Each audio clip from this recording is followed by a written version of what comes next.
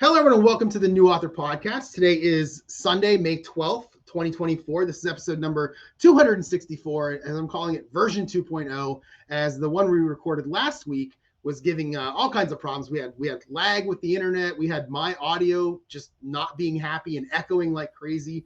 I thought I had it fixed, Rich, but as we've spent the last half an hour trying to get that fixed, we've actually had to revert back to my webcam as my microphone, so it's going to sound a little different.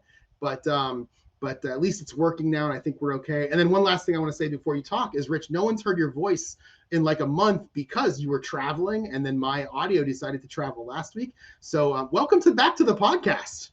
Oh, yeah, I guess I didn't think about that. It's probably been a month at least. Yeah, because today was the first day I was back at church for a month. So, yeah, that makes sense. People are missing you. I'm sure they're missing you. All right. So do you have anything else you want to talk about before we start? Because I'm going to pause this. Like I said, I'm going to check and make sure the audio is okay, and then we'll continue after that. And I'm letting people in on what's going on behind the scenes. So. Yeah. I'll just give a little teaser here. It was the shortest of weeks, and it was the longest of weeks. Oh, no. So, yeah. All right. I'm excited. I'm so excited. I did not sneak a peek at the outline because I'm excited to hear how your week went. So I'm going to stop recording right now. All right, we're back. The audio sounded good. I'm very happy. So let's go ahead and get into the podcast. Before I get into my stats for the week, let me talk about the Patreon. I've put now 3 videos up there of me plotting book 4 in the series. I put both of them up last night. I had trouble with one of them. I know, just technical troubles like crazy from the IT guy. I've been an IT guy now professionally since 1996. And lots of the problems are still coming. It never ends with problems with IT. So. Hey, I'm going to interrupt you here for just 1 second. And this is a little preview of my new job. The very first thing, literally the very first thing I was told on this job was, no matter what, you're not allowed to call IT. IT, God, I wish we could use that. IT accepts no phone calls. That is very funny. I like that a lot. All right, so I dropped 2 videos last night. They're all behind the $1 paywall. The third video will be available on YouTube next week. So if you want to see part 3, if you watch the first 2 parts on YouTube or on the Patreon and you want to see part 3, you must be on the Patreon. Again, behind the $1 paywall. Again, it's just $1. It's just $1. Please. It's just $1. Or you can wait until next week when I will make that one available. And then next week I should record the 4th and final one for plotting of book 4. I'm actually really happy with this is working out. I think I've done a much better job of plotting, getting it ready, more details, because I'm doing it on video like this than I normally would. So right. I'm give it a look when you can. Email me if you have any comments. You can comment on the Patreon one. I don't know if you know this, Rich, but I don't allow comments on the YouTube video. Okay. Well, that makes sense. Yeah. Well, I believe YouTube comments to be the cesspool of society. So. Yeah, and that's pretty much true. I know people who do have comments enabled both on their Facebook pages and on YouTube. They just spend a lot of their time blocking people. So, yeah, I don't want to deal with that. So, yeah. All right, let me jump into actually, it's on the screen right now. If you're watching on YouTube, patreon.com/newauthorpodcast, patreon.com/newauthorpodcast if you want to check it out. And let me go ahead and jump into my stats. And I will say that Inheriting Murder, book 2 in the Murder Mystery series. No change to that one. I didn't open it at all. I failed as one of my goals to edit chapter 1, and that's going to be a continuing goal that I'm going to continue to fail at until I do it. But I do want to do it at some point, so it will be on my list every week to work on. But I went with I think I'm going to go with Networking Murder. It's a pretty good title. I think I'm going to go ahead and use that. It is at 51,368. It is up 3,062 from last week. May seem like a lower number than normal, but that's because that is the first draft word count. It is done. I did finish the first draft today. Actually, kind of yesterday, but then I went in today and made a couple little changes to it. So I did finish that one today. And if you're curious, I'll give you a fun little stat. The plot word count for book 4 is 6,509. It is a huge plot that isn't finished yet, but it will probably grow to about 7,500 before I'm finished and start. And before I'm finished, I'm gonna start writing it Tuesday. But it's gonna be a big one, so it's good. Yeah, I was listening to Joanna Penn's podcast this week, back and forth on the drive to work, and I can't remember the author's name, but he consistently writes, puts together plots that are in the 30 to 40,000 range in terms of words, and as a result, he's got 2/3 of a book done before he even starts to write. I was going to say, by default, isn't that just a first draft? Yeah, essentially. Oh my goodness. All right. In terms of my year, my running word count for the year is 54,645, on my way to my 240,000 word goal. And let's see, I am way back in the negative this week, and that's because I didn't have to write very many words this week. I was basically busy finishing up the plot, or finishing up the draft, and then I went in, back into certain chapters, make changes here and changes there. So I wasn't, especially yesterday and today, I did not get a whole lot of words on these 2 days. And even on Thursday, I think my word count for Thursday, spoiler alert, was 18. And I'll get into that. But that's okay. I once I start working on book 4 and I've got a really detailed plot, I will fly past that the estimated words per day that I've been getting as I work. Right. Let's see, and then lastly, my word count per hour continues to climb. It was at 1010 at the end of last week. It's now 1018. 1,018 words per hour, and that's because I'm just doing straight first draft. I did not count those days where I was just kind of going back and adding things to paragraphs, because I don't want to ruin the words per hour is more like when I'm just in it and I'm just writing, what are my words per hour? So if I'm just going in and I'm editing and screwing around, then I don't really count that. Okay. And then lastly, my goals for the week, there were 4 of them. Finish the first draft for book 3. That was a success. Do my story grid homework. Big flying success. Do another plotting video and get it posted, also a success, and then edit chapter 1 of book 2, which was a fail, but that's going to keep being a fail until I actually sit down and do it, which I guess is how you achieve a goal. So, yeah, exactly. Well, for me, since I'm starting a new life, I started a new life this past Monday. All my stats and what I hope to achieve for the year is going to have to be reset. And I haven't really sat down to think yet about resetting my goals, because I actually haven't started the job at the location where I'm going to be working. So I don't really know how much free time, if any free time, I'm going to have other than my lunch breaks. But so I thought what I would do is I just go ahead and list here what I've got up to this point in the year and what I'll be working on for the rest of the year going forward. The first thing I want to mention is, and all these titles I'm going to give, these are tentative titles, that they're probably all going to change in order to make the series sound a little bit more integrated. But Ships in the Night, which is a prequel to the Amelia Jones series, is at 9,522 words. I did not do anything on that this week. Here Today, Goya Tomorrow, which will be book 1 in the Amelia series, is at 12,704 words, up 2,251 words for the week. So I actually did get a little bit of time this week to write, and I decided to focus it on that book 1. Long Gone, Go Gone, book 2 in the Amelia series, is unchanged at an even 51,000 words, believe it or not. That first draft is done. And then Death Comes to Paradise. As I'm sitting here and talking to you, I've decided to rework that book into book 3 in the Amelia Jones series. I'm going to use the same plot, the same side characters and everything. I'm just going to change the protagonist from what I have now to Amelia Jones. That is unchanged for the week at 69,318 words. That's the first draft done. And then What the Cat Dragged In will be book 4 in the Amelia series, and that's unchanged at 16,083 words. And then one last one that I'm going to be working on this year, Silent Night, Murderous Night. I'm going to do a Christmas book for the Amelia series. Now, it may not, depending on how this job goes and how much time I've got, all these books may not come out until late in the year or even into next year. So this Christmas book may actually be for Christmas of 2025, but that's okay. I've started on that, and it's at 4,474 words. And I decided, I hinted earlier in the year about the secret projects I was working on. Well, the secret project, Lost Track of Time, which is a time travel romance novel. I'm going to dip my toes into romance. And it's not going to be in the Amelia universe. It's a different universe, at least not yet. I don't think I'll ever pull it into Amelia just because of the way in which the plot is. It doesn't really fit her characteristics. That's unchanged for the week anyways, at 54,999 words. That's a first draft done on that novel. So I've got that one complete, and I started while I was away a second time travel romance novel in the same universe as the first, and tentatively entitled Times of Love and Madness, and that's unchanged on the week at 3,929 words. So I've got a lot of things, and absolutely nothing finished. I mean, I got first drafts. I've got first drafts, but nothing completed that can be published yet. And so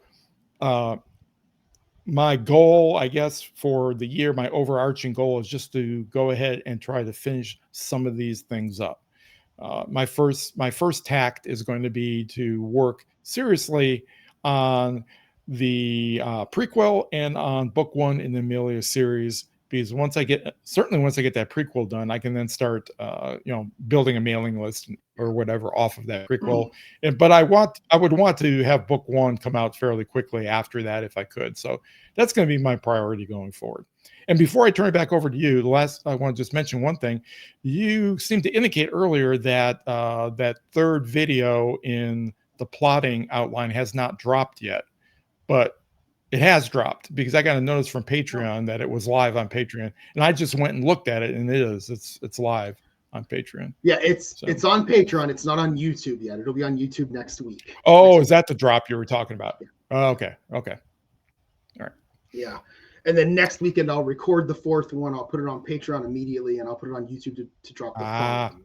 Okay. That's kind of how I'm doing it. Okay. Okay. So that's my stats. I'm really curious about your time travel romance. I'm interested in this. It was something I had started a couple of years ago, 2-3 years ago, before I was podcasting with you. And wow. I got a good way through it, probably halfway through it, and then I just I kind of just put it on the side. I wasn't exactly sure where to go with it. But then earlier this year, actually over Christmas holidays, I got inspiration for how I wanted it to proceed and finish up. So yeah, it'll be interesting to see. It's not. I guess I'm calling it time travel at the moment. It may be so far out there that it's actually fantasy romance. Oh, but we'll see. Yeah, we'll see. I mean, there's no magical. Well, I got to take that back. There is a magical being in it. But yeah. At some point I'll talk with you, probably live on a podcast, about what the basic plot is in it, and you can tell me whether it fits time travel. I don't really read time travel, but and I know you have in the past, so we can you can give me some ideas of if you think that would fit in time travel or not. What's funny is that I wrote my time travel series, and in that series I created a fake company called MPH Solutions. Right. So then I wrote my murder mystery series, which is not in the same universe. I don't want it to be in the same universe because one of them is time travel science fiction. But I did have my character in, I believe it's book one of the murder mystery, say something like, all these companies, Google, Microsoft, MPH Solutions. So that was like my little Easter egg. Yeah, that's cool. Yeah. All right, so let me get into my schedule for last week. Sunday night we finished the podcast, and then I went to go ahead and edit it and get it out there. And that's when I noticed the echo, which was awful. We had a lag anyway. It's the same lag that we have right now. We had a lag, and we kind of got through that, and I have a feeling we're gonna get through it today. It's just the audio was so bad that there was no way I could publish it. I thought I might be able to save it. Like, Rich's part was fine because his microphone was not echoing, whereas not echoing. Echo is a good word. It was like you'd hear my voice, and then less than a second later, you'd hear my voice say the same thing, and it was kind of over top of it. I have two different microphones capturing video, and I can't figure out why this just all of a sudden started last week out of nowhere. So that's why we're using my webcam right now as my microphone, and it sounds a little different than it normally does. But either way, so last week I was not able to save the podcast, and I've made some changes to my setup this week. Hopefully it works a little better. Apparently there's still an echo, and I don't know why. I'll kind of work on that this week. And I'll talk about how I made those changes, because holy cow, yesterday I did not expect to do the things I did yesterday. Anyway. Monday, I did nothing writing related as I work from home all day. I did use my lunch break to go grocery shopping, which I had done over the weekend. So there was that. And in the evening, I do what I always do, which is play Clue and play my dice football game and then fall asleep, sit on the couch until I'm ready to fall asleep. So that's kind of a lazy day for me, which I like. Tuesday is what I'm calling the day of the epiphany. I tend to talk to myself as I drive to work. And this day was no different. I started talking to myself about the plot of book 4. I was actually really stuck. And when you watch the book 4 part 3 video that's on, again, it's the one that's on Patreon now. It'll be on YouTube next weekend. You'll notice I'll start the video off by saying, I don't know what to do between the midpoint and the pinch point 3. Like, it's the action section based on the 3-part, the 3-act story. And I had no idea what to do there. I was kind of talking to myself, okay, I want there to be a stakeout scene. Cool. The very first scene after the midpoint is my main character going into an HOA meeting. I'm cool there. It's just that 10 or 15% between. I had no idea what to do. So I was talking to myself at work. And what I was doing is I was trying to figure out what to do. And I said, well, maybe I'll learn about story structure. Maybe if I listen to something about story structure, maybe then I'll kind of understand what to do. I didn't really have, I'm driving 75 miles an hour on the turnpike. The last thing I want to do is try to find a video on YouTube. My mom would not approve of that. So I went into my Audible library and I have the Save the Cat Writes a Novel. And coincidentally enough, one of the chapters in there is about writing crime. And it was about 36 minutes long. And I was about 36 minutes from work. So it seemed like fate. Let's listen to this. So I turned it on and I started listening to it. And there was a point where I stopped paying attention to what she was saying because she said something about your overarching story. And I started thinking, I'm not really plugging in bits of the overarching story into these plots as I'm going. It's like I've got 9 books that I'm planning for this. The 9th one is solving that big mystery. But through the first 8, I don't mention it very, very much. And I feel like the 9 stories, being a great round number for books, the 9 stories, they need to have the same 3-act structure for the overarching plot as one individual would have for the plot of that individual book, if that makes sense. So, for example, the end of book 3, there should be some kind of a pinch point for the overarching plot that happens because that's 33% in. So it's around 33% in. I think it's around 33% in. The first pinch point happens. There should be a midpoint, which would be the midpoint of book 4. There should be a second pinch point, which would be like the end of book 8, which then pushes us into the climax. That whole deal. So I started thinking about does that make sense to you? Yeah. In fact, the things I've read on structuring series, if you're going to structure it ahead of time, would be that at the end of book 3, like if you have 9 books in your case, at the end of book 3, that pinch point actually becomes the cliffhanger that drives people into the second trilogy, essentially. And then at the end of book 6, 7, depending on how you want to structure it, that would be the second pinch point, which again is a kind of a major cliffhanger for the overarching arc that drives people into the third trilogy. So yeah, that makes sense. And if you look at what I wrote in the outline, I wrote, this would also be good for the trilogies, because if I was to pack up books 1 through 3 as a box set, even though each story has an ending, book 3 would end with a pinch point that would, for the bigger story, that would make readers want to go to book 4. It's exactly what you just said. Yep. Yeah, so I really was not planning this as I was plotting these books. So now what I kind of decided to do was I want to do a plot where I plot the overarching story out bit by bit with the things that happen. And actually, there's a pretty big thing that happens in book 3 based on that overarching story that I can use as the pinch point for book 3. The other thing I was thinking, and I'm curious your opinion on this, is what if I were to write a short story between book 3 and 4 that would handle that pinch point? Or do you think it'd be better to be at the end of book 3? You mean a short story that would include the pinch point? Is that what you're saying? Or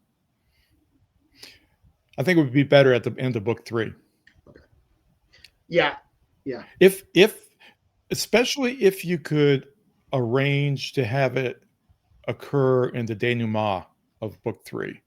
that would be the place you would want it to go, because you will have finished up the story of book 3, and then you would want something to happen in the denouement that would be the pinch point for the overarching arc. It doesn't have to be much, you know.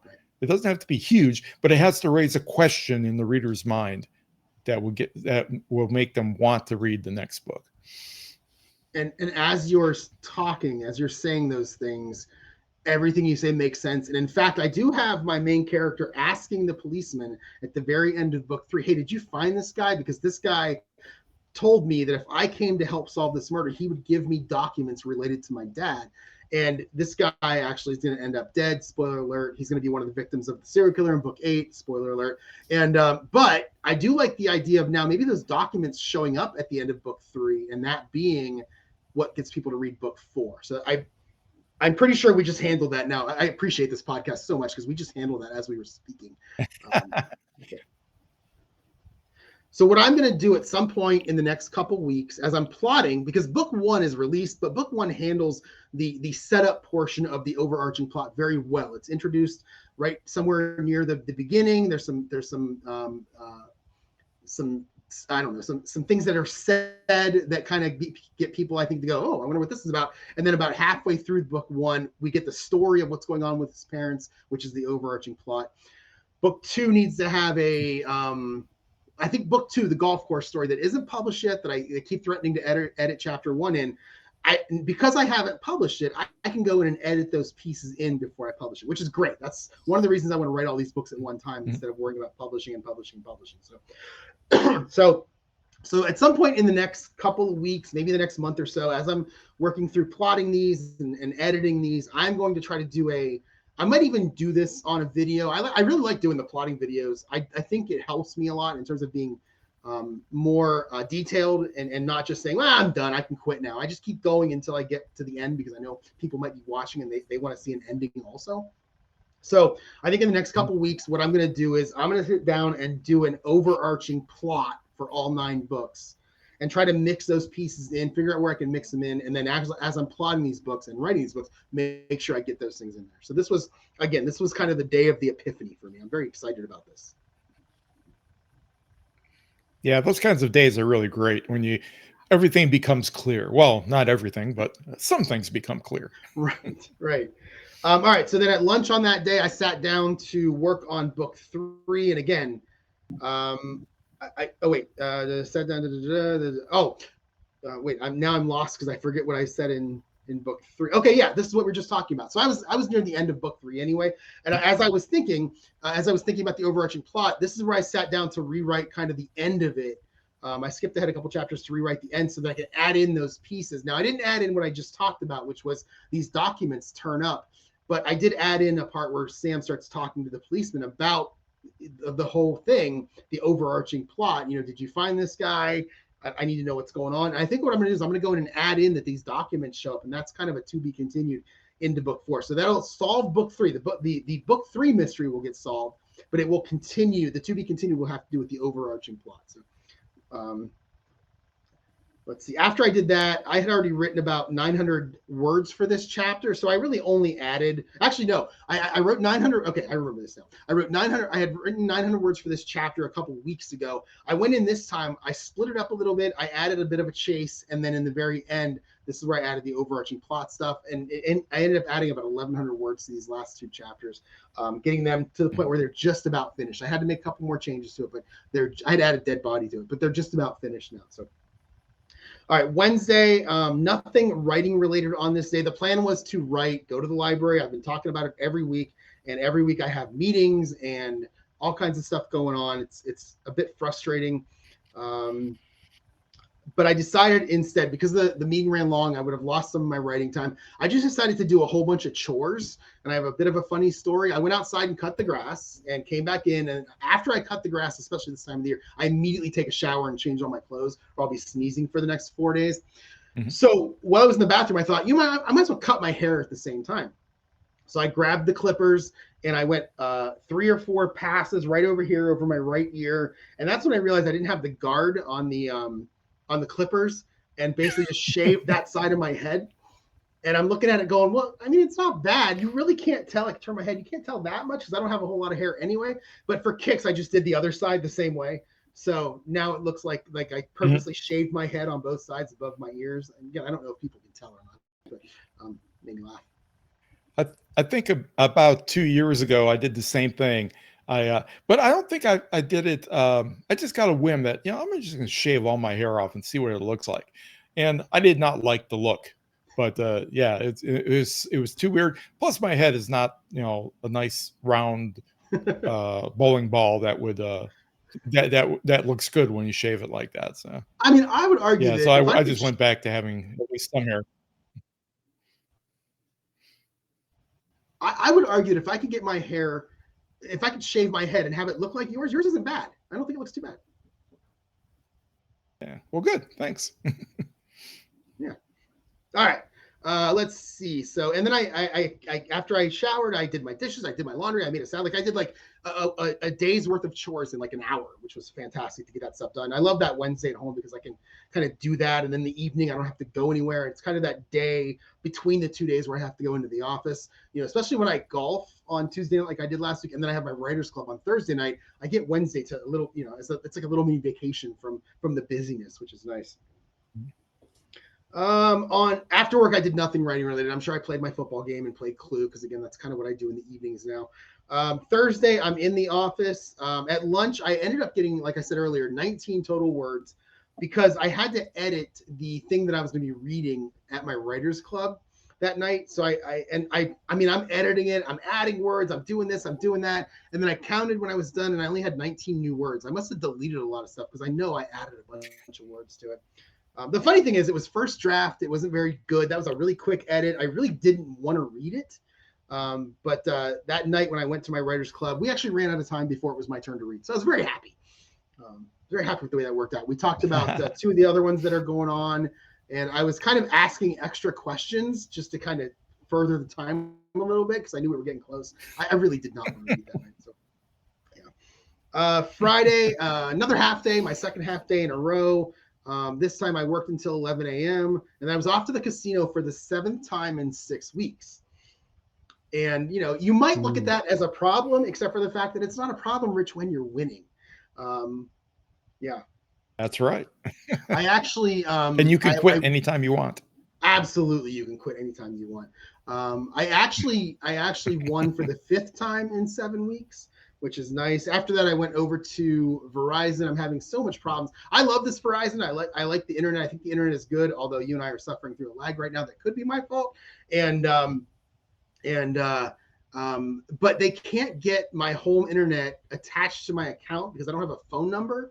And I probably sat in there for a half an hour. The woman that was trying to help me, she called the main office. They couldn't help me. And they give you the whole, after a while, they give you the whole, just wait a couple of days and see what happens, which that never fixes anything. After that, I went to, where did I go to eat? Did I go to Chick-fil-A? I think I went to Chick-fil-A on this day and ended up adding about 1,050 words. And again, this is because I'm getting to the end. Even though I had 1,500 words scheduled, I'm getting to the end. I'm running out of words to actually type for this story until I start going back and doing some editing of it. So I ended up with 1,050 words. Came home, did not do much the rest of the day after that. And then on Saturday, I woke up yesterday morning to golf. And of course, Mother Nature, being who she is, decided to make it rain. So I missed yet another golf thing. I'll talk about that in a second because I was really getting frustrated with Mother Nature. And let's see, we'll get past that. But since I was awake, it's 5:30 in the morning. I'm awake. I already showered because I thought I might be leaving, but then I didn't. I decided to do a bit of a different approach for a Saturday. Usually I immediately go to like Chick-fil-A and write. This time I decided to go ahead and do the story grid homework. I was behind on 2 weeks, and then the third week was a draft week, which is where you edit your first draft based on what you've learned over the past 7 to 8 weeks. So I did the homework, got through that pretty easy.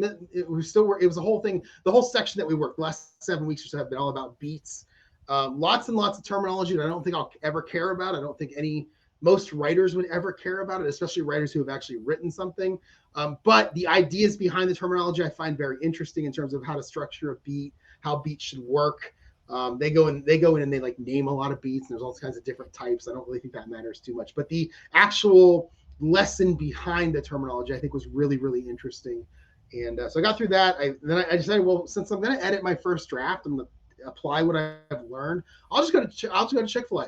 So I went to Chick-fil-A and sat there and edited my first draft. Got through that.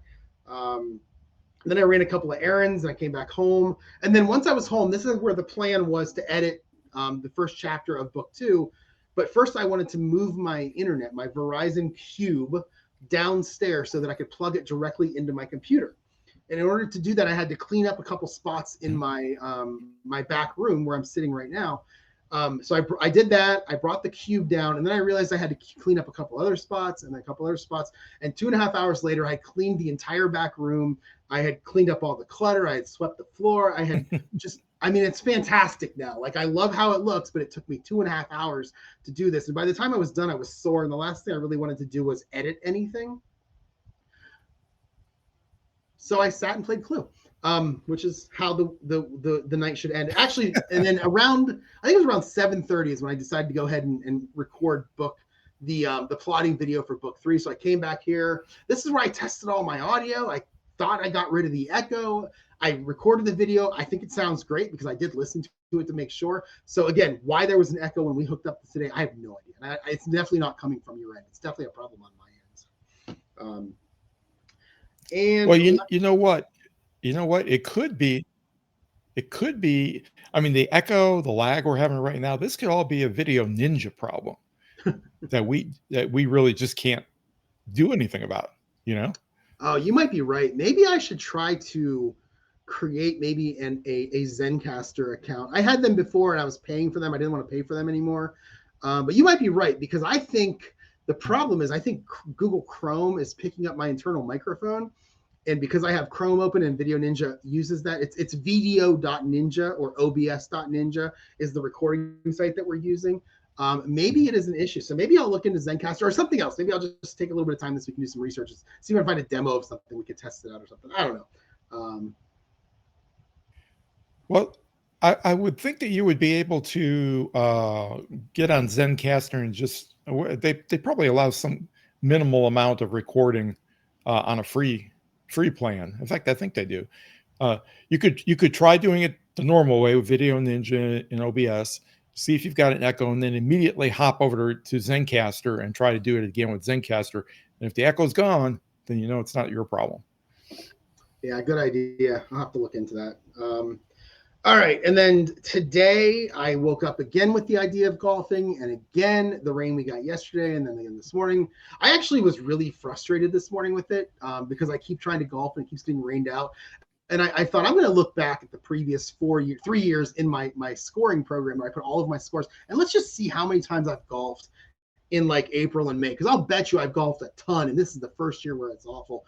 And it turns out in 2021, I had golfed like 13 times up to May 12th in that year. And I thought, see, I knew it. It's bad. And then I looked at 2022 and 2023. I golfed like one time in those 2 years also. So I think 2021 was the outlier. And this is just how it happens.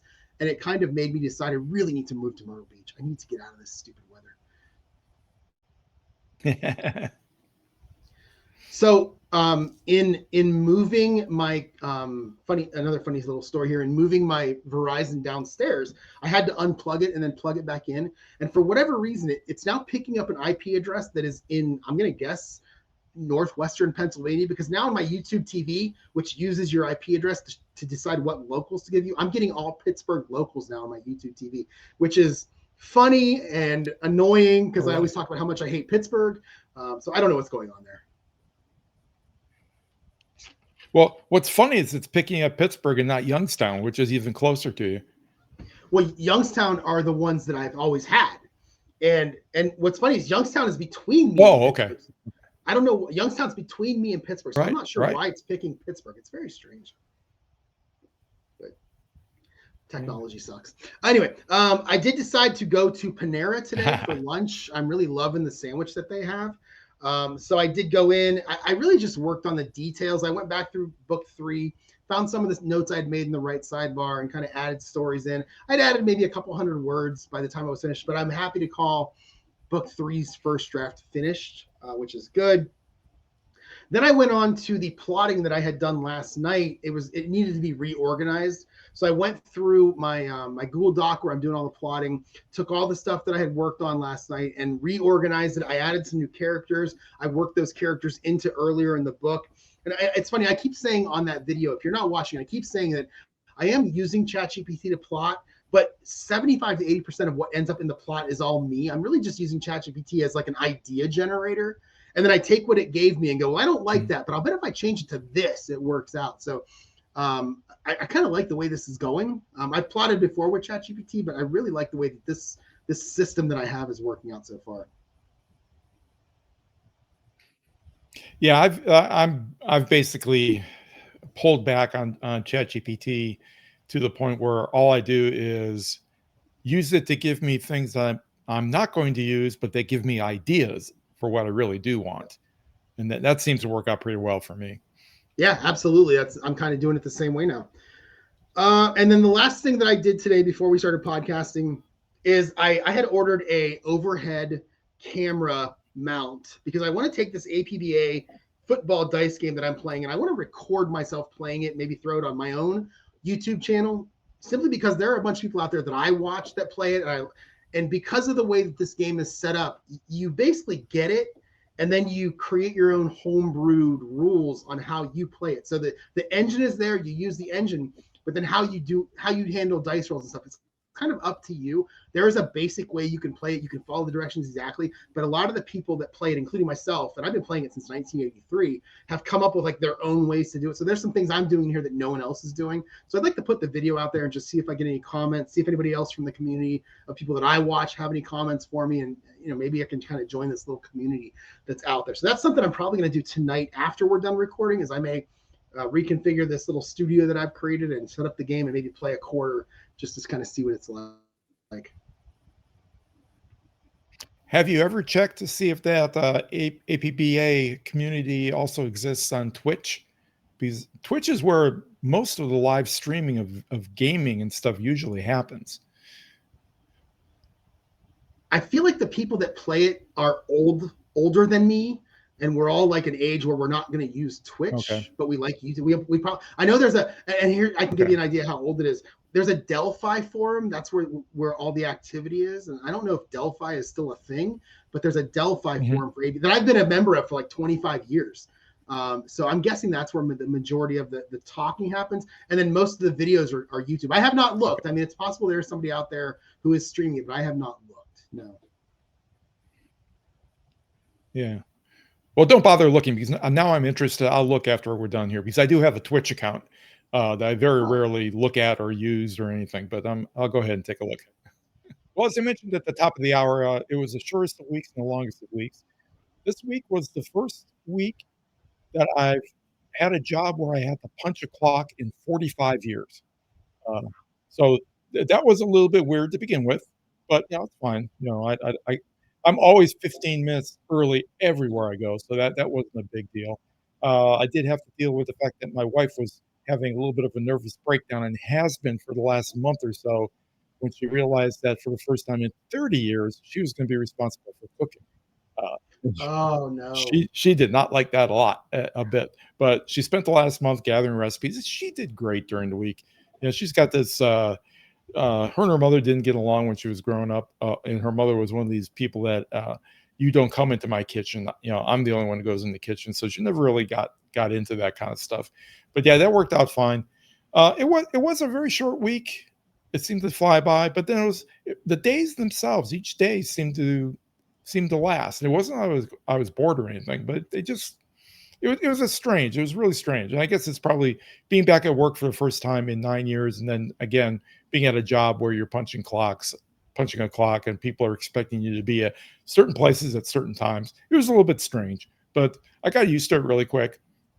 And the week went really well, I think. Anyways, Monday, which was the first day on the new job, I spent most of the morning in HR filling out paperwork and going through the typical HR orientation meetings for, benefits and safety and all that kind of stuff. Like, there's going to be real safety issues at a library. That just doesn't happen usually. I did get a chance to write a lunch on Monday. And I got about half the words for the week. I get an hour lunch. My shifts in general are from 9 till 6, and they are going to be that for 5 days a week during this training period. Then they change up a little bit once I get to the regional branch where I'm working. And in fact, the afternoon on Monday was taken up by some of that initial training in the reference department of our systems main library branch. And I tell you, I kid you not, I was shocked that for every one person that you see out on the floor in the library or manning a desk or anything like that, whenever you go into the library, there's 5 people in the back office doing stuff. Really? Wow. Yeah, it is amazing the amount of manpower it takes to run a library, and especially in the reference department, where there is like a never-ending series of interlibrary loans to process, of research questions that need to be run down. Sometimes people will ask questions or want you to help them with information together. So yeah, there's a lot of people, and that's not even counting all the people in the back office who are doing computer support or doing shipping, doing all the clerical work and stuff like that. That's just technicians, which is what I'm going to be, a library tech that are doing all this stuff in the back. So it's really shocking just to see. And I don't know if it's like that everywhere. Maybe I know we have one of the top library systems in the country here in Baton Rouge. Probably they say it's in the top 5, and it's heavily it's well funded because it has a dedicated millage. So it could be mainly related to idiosyncrasies of what we have going on here in Baton Rouge, or maybe that all libraries are like this. It'll be interesting to see when I move to the regional branch how many people are in the back office relative to what's out front. Tuesday through Wednesday, there was no chance to write. The days were nonstop training, and it was intense enough that all I really wanted to do at lunch was zombie out. And it's really, really interesting. You can tell the kind of people that are attracted to working in libraries, because you go into the break room / lunchroom of the main library here downtown, and there may be 10 people in there because everybody takes their lunch at slightly different times, depending on what time you start the day. And you go in there and it's dead silent. There's no noise. Nobody's talking. And everybody is equidistantly spaced throughout the room. And it's a fairly big room, but nobody, it would be a great sociological study to watch about spacing. It reminds me of some of the stuff I used to read about when I was way back when I was in ecosystem science, about how animals set up their own territories and stuff, and the limited interactions between the territories. It was really weird. Some nice people working there, but they're all, for the most part, very shy and very reserved. I mean, it says a lot about how shy and reserved they are when I come into that situation and I seem like an extrovert. And that's just not the way I am. But I was kind of like out of control. Some people thought, probably. In the evening, we did nothing. Been watching. Been kind of flipping through different shows. Been watching. One night we've been watching a show called Beyond Paradise, which was a spinoff from Death Comes to Paradise, which we've also been watching, and I'm still watching Northern Exposure. This is like the series that never ends. I still have. I'm not even going to, I made the decision a while ago. I'm not even going to follow it right to the very end because it got really, not bad, but it slowed down and just kind of petered out after the main character, Joel Fleshman, left. But I still haven't gotten to that episode where he leaves. I think I'm getting close. Every week I say, this is it. He's going to leave this week, and he never does. So really weird. Thursday was my first day that they let me fly solo, sort of, on the reference desk. The reference desk at the main library is manned at all times by 3 people because that's the amount of calls and stuff that come in. Wow. The calls are usually ticky-tack calls. Like, it's almost like they're using you as an operator. What's the address of this person and what's the phone number of this person? Where can I find this kind of company and that? I did get a few really interesting calls. I got a call from a guy who was trying to do searches on LinkedIn for Exxon, and he was following directions that people had given him at work, and it just wasn't really working out. And I talked to him for a while, and then I suddenly realized that he was searching, trying to use the search engine like we would use search engines maybe 10, 15 years ago, where you're doing single word searches. And then when you get up a screen, you try to narrow it down instead of using natural language searches. So once I realized that, I got him going out using natural language, and I think it'll work out a lot better for him. I also got a call, and I'm only saying this because this podcast is probably not going to get back to anybody at the library. But I also got a call from a patient at the state mental hospital about a couple hours north of us. And she wanted information and wanted me to talk to her about parapsychology and visions and hearing voices and stuff like that. So I talked to her for about a half hour. Oh. And then did about another hour or so, maybe 2 hours of research for her afterwards, put a big package of stuff together and shipped it off to her there at the hospital. So that's the kind of thing that we do in the reference library. Sounds like you may have like potential plots coming along here. Oh yeah, I think the longer I stay in the library system, I think I'll see all kinds of things that will work their way into my stories. I mean, I've already seen characters. I mean, some of my fellow coworkers. There is I guess you could say that the characters in the office skew towards the fringes of the bell curve of society. Okay. So that's probably all I want to say about that. But yeah, those kind of characters, they're going to work their way in. Definitely. I did have time at lunch on Thursday to do a little bit more writing. Got the second half of my words. Continued training for the back office work. That's really where the training all is, because they've got like 3 layers of computer systems, all different. They have to be used depending on what it is you're doing, and so I have to go through that a few times to make sure I got it right and wasn't screwing anything up. And then on Friday, they just turned me loose like I was a professional already. And it went quite well. I didn't have any problems at all. I had a couple of questions I had to ask of some coworkers just to make sure I was doing it right, so I didn't screw anything up. And depending on what the setup's like at the regional branch, I'm probably all set to go. Although I do have another week of training. But I hope when I get to the regional branch, and this is just my gut feeling, that I will have, I'll certainly have my hour lunch every day to write, but I may be able to have some writing on the side, on the sly, maybe, if you want to put it that way, when things are kind of dead. I think it's very busy at the main library.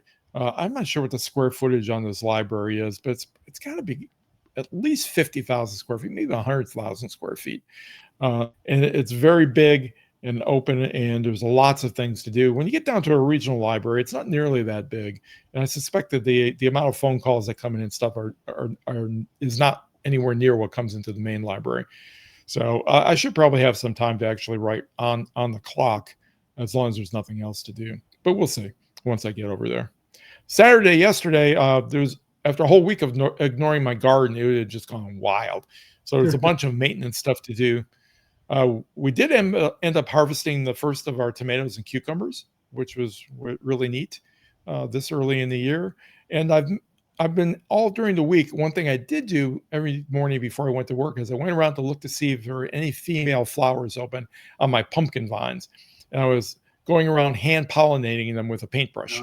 And that worked out really well. I currently have 5 fruits growing out, one of which I had hand pollinated before I had actually left. So about a month, maybe 6 weeks ago. And it's almost ripe. It'll probably be ripe by the end of the month. I'll be picking my first pumpkin. Later in the day, I went to Lowe's to buy a couple of interior doors that I need to hang in the new master bath. And they're just sitting here in the bedroom, and hopefully they will get hung up this week. And then today, the morning was taken up with church, after which I went to Lowe's because I decided, because my garden has gone wild and it's kind of grown out, I'm growing in pots on the driveway, and it's grown out into the driveway. It's hard to park both our cars in the driveway. I've given up parking cars on the carport long ago because I've taken that over as a workspace. With our gates, which opened in, well, I wanted them to open out, so I tried to force one side to open out, and I ended up splitting a couple of boards and making it look really. Well, number one, it looks bad, and number two, it's not going to last long. So I had to get the lumber to rebuild my gates, and this time I'm going to rebuild them so that they do open either way and that without any problems. And I know how to do that. I just need to do it. So I got all the lumber that's sitting in the bed of my pickup, and we'll get to that probably this week sometime. But yeah, that was my week. It was busy with a lot of stuff at the library. I did get a little bit of writing done. I did get a chance, as I mentioned, in terms of looking at what do I have on the hopper that I can maybe reasonably expect to work on during this year. So as far as I'm concerned, it was a productive week. Certainly more productive than the previous 2 weeks, 2 or 3 weeks actually, when I was gone. So right. Yeah. Nice. All right. In terms of my my running list of future things to do, it's really just a lot of plotting. It's finished plotting the 9-book series. I'm just getting through book 4. Again, they're posted up on Patreon. They're posted up on YouTube. And then I also want to, based on the epiphany that I had, I want to sit down and plot the 9-book series with the overarching plot and where I can plug in those different points. So what I want to do is I want to like write out, here's the 3-act structure. Here are the things that need to happen in terms of pinch points and midpoints and things like that. And then like I know what the break into 3 is going to be, and I know what the climax is going to be. And I just need to write down the rest of those items and work them into starting back at book 2, which I'm still editing. So work them into books 2 and 3. And then as I write 4 through 9, write them into there also. In terms of my addicted to, nothing really exciting stuck out this week. I did look up some story structure videos on YouTube and check those out. But other than that, it's really like in the evenings, I play Clue, I play APBA football, and then I go to sleep. So that's about it. Yeah. Well, my addicted to, something surprising this week is a new addiction is apples. I like apples. I always have liked apples, but I haven't really eaten them consistently in a long time. But now that I'm taking my lunch to work every day, I have an apple in my lunch every day, and I've decided I really like apples. I'm going to start eating more of them as I go forward. The other thing that I've become addicted to this past week is getting up at 5 a.m. I didn't actually do it every day, but I like getting up. And I've heard this from other writers. I like getting up when the world is quiet. It's still dark outside. And I think once I get into the swing of this job, that I'll be getting some writing done in the morning before I actually go to work as well. Now, the downside of this is I have to get in bed by 10 or else there's no way I'm getting up at 5. So I need to get at least 7 hours of sleep. But that was kind of surprising that I would get up at 5. My wife, I have to leave the house in order to get to the job at 8:30 because the shift is 9 to 6 mostly. And she'll get up, she'll drag herself out of bed about 7:30 or so, and we'll have breakfast together. So I may end up having about 2.5 hours in the morning that I can get some work done. So it'll be interesting to see how that develops in the future. I actually enjoy being up at 5. I just don't like getting out of bed at 5. So when I was talking about writing, back months ago, I was talking about getting up at 5 and doing some writing. I mean, I would have loved the idea of it, but I just couldn't. And I go to bed at like 10:30, 11 every night. So I was having the same issue where I wasn't getting much sleep. And by the end of the week, I was dead. So good luck with that. I hope it works because it didn't work for me. Yeah. I don't know if it will work because one of the reasons why I started getting up at 5, even though I have to leave until about 8:30, is that it takes a couple of hours for me to get going in the morning. At least that was the habit I developed when I was off work or retired for those 9 years. Have a cup of coffee, read all the news and all that kind of stuff. And, maybe after a couple hours, I'd be ready to face the world. Now I'm going to have to think about, get up at 5 a.m., have a quick breakfast and a cup of coffee, and then get down to work. That's a big hurdle. We'll see if that happens or not. All right. Coming up this week for me, it's back to a pretty normal schedule. I should start writing book 4 at some point, maybe even Tuesday at lunch. I might try to dip into the prologue. I'm still doing a little bit of plotting. I'm adding a few things early on that make sense with the stuff that I'm plotting at the end, but I might go ahead and jump in and start writing it on Tuesday. So Monday, I'm working from home. Tomorrow, I'm working from home. I have nothing writing related planned. I may look at the plot a little bit. I don't really want to do much of the plotting off the video. I really do the plotting on the video, and then I try to organize it when I'm off the video. But like today, I did add a few characters, and I there were parts of the plot where I said Sam runs into somebody. Well, then I determined who that somebody was today off the camera, and then I gave that character a name and a background and how they fit in. But in terms of the plot itself, I'm trying to do as much of that on camera as possible. So nothing really related tomorrow night. Tuesday, I'm back in the office. I'll have my 90-minute lunch, and then I golf in the evening. Wednesday, I work from home. I'll have my 90-minute. Well, I can take a 90-minute lunch and go to the library. I'm hoping that I can. I'm going to try to. I think I've done that once so far in the last 6 weeks or so. As for whatever reason, Wednesday is the day these meetings go past 11:30, or I end up on a call for some reason. So I'm hoping that this week I'm able to do it. Thursday, I'm in the office. I have a 90-minute lunch, and I have nothing in the evening. And then Friday, I actually have a full day of work. I'm not taking a half a day. I don't know what's the world coming to. But in fact, I'm not sure what I'm going to do yet. I may have to take June 7th off or something. And I already have the 14th through the 23rd off. So I may not take any more half days until after the 23rd of June. Just so I don't that's a lot of vacation days I'll be using up, and I want to save some for the second half of the year. So, we'll see. Right. Sunday, it depends on if Mother Nature wants to keep cooperating, or actually wants to start cooperating, because she hasn't yet.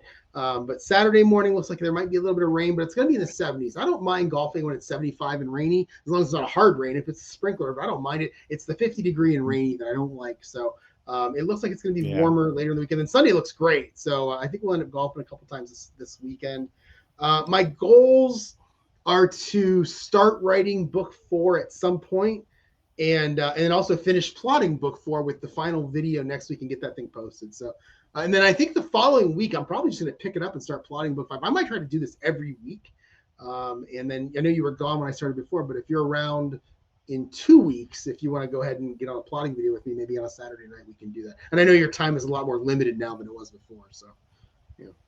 Yeah, but that'll be interesting. Yeah, to see how that works for you. Because plotting the next book while you're still writing a book is not the typical way of doing it, but that'll be interesting. My week coming up, my training will shift from the reference department, where my job is going to be once I finally get to my regional branch, to the circulation department. I don't really know why they do this, other than, like most workplaces, when people are out sick or they're going on vacation or something, you have to sub for people, and you have to be able to know what the person's job is in order to do the substitution. So that's probably why they cross-train you across different departments. In fact, they're not only cross-training me with circulation, but I'm also going to do a rotation, one afternoon rotation in the children's room, and then one afternoon rotation in the teen room. So it'll be interesting to see what happens back in there with those places. At the main library this past week, I did have to go into both the teen and the children's room to pick up books that were going to be sent out in interlibrary loan, and there was absolutely nothing going on in those two places when I was in there. So it may be even quieter than the main part, but it's probably not going to be true coming up in the summer, because that's what summertime is, when parents bring their kids and just dump them at the library to spend the day. So they'll be. Yeah, essentially babysitter and faux parent, that you have to keep them in line. My plan is to write each and every lunch, even if I only have 45 minutes to do it after gulping down whatever I've brought to eat, which I've been just bringing to make it easy on myself, because I didn't really know what the conditions were going to be like. I just did the old peanut butter and jelly and apple lunch every day. I'm going to try to branch out a little bit this coming week. I may go with an actual lunch meat sandwich and an apple. So we'll see what happens with that. My other plan is to work on the new gate that I mentioned for an hour each evening. I think if I work on it, the design is going to be a lot simpler than the last one. The last one I did probably about 6 or 7 years ago. I did cedar, and it was all jointed with dowels and stuff. This one I'm just doing out of regular treated lumber, and I'm going to use screws and just make it a simple slap together job. I mean, I'm going to try to make it look nice, but it's not going to be a crafted gate like the other one was. So I hope to get that done with an hour after each evening after dinner, which is probably going to be in the 8 to 9 p.m. time slot, because by the time I get home at 6:30, we eat. We usually watch a show at 7:30 to 8. So it'll be it's interesting to get back into the working life when you haven't been there for a long time, where you have the shift work like that. My goals: I'm gonna shoot for 5,000 words this week to see if I can get that. If I can get that here early on when I'm still training, I'll be happy. and they'll give me something to start planning on for the future, because I do need to set up goals and objectives for the rest of the year now that I'm working at the library, so that I can keep on track, or at least keep pushing things forward. We'll see how that happens. And like I said, I hope to get that gate frame finished, and also I'd like to get it hung and have the fence boards put on it. I don't know if I'll get that far or not, but I'll try. We'll see what happens. And I don't really have anything interesting to share, although I'll tease a little bit. Next week, since our podcast last week got canned because of the audio problems, I'm going to share a little bit about Ream and storytellers rule the world.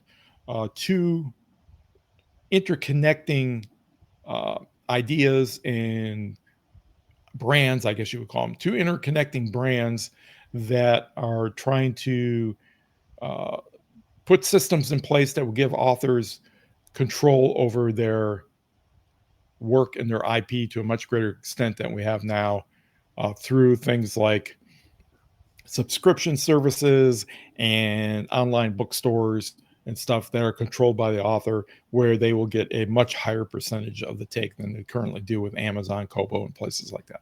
So we'll talk about that a little bit next week.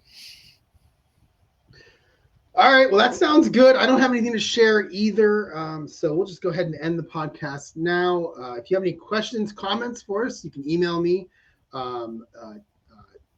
I completely forgot my email address for a second.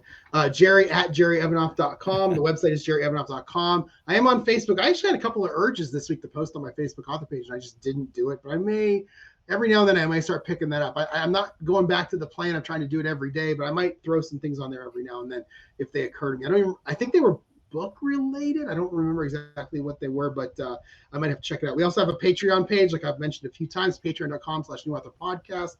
patreon.com/newauthorpodcast. And if you're listening to the podcast and you want to watch us on YouTube, youtube.com/@newauthorpodcast, and just make sure you subscribe once you get there. One of the things you could do with that page, since you're recording these videos, is you could do little 30-second teasers for those videos, and drop them on your Facebook page in a reel or whatever. You could do the reel on Instagram and then drop it on your Facebook page, and you might get some traction out of that. Who knows? Yeah. It's always hard to tell what will generate traction and what won't. Yeah. If you want to talk to me, my email address is rich@richkacy.com. You can find me on all the social media sites except X, and my handle is Kacy himself. And you can find the links to my Vella stories on my webpage at richkacy.com. All right, everyone. That is the end of the podcast for this week, and thanks for listening. We'll talk to you all next week. Have a great week, everybody.